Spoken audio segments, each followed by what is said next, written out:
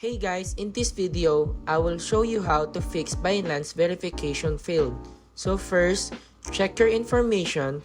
Make sure that you have entered all of your personal information correctly, including your name, address, date of birth, and ID number. Even small mistakes can cause the verification to fail. So secondly, use high quality images. When uploading your ID documents, make sure that they have clear, in focus, and have good lighting. Blurry or low quality images can cause the verification to fail.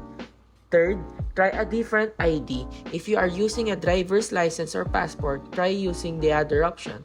Sometimes one type of ID may be easier to verify than the other. Lastly, contact Binance support. If you have tried all of the above steps and they are still having trouble with verification, you can contact Binance support for assistance. They may be able to provide more information about why your verification is failing and help you resolve this issue. So just that simple. I hope this video helped you out.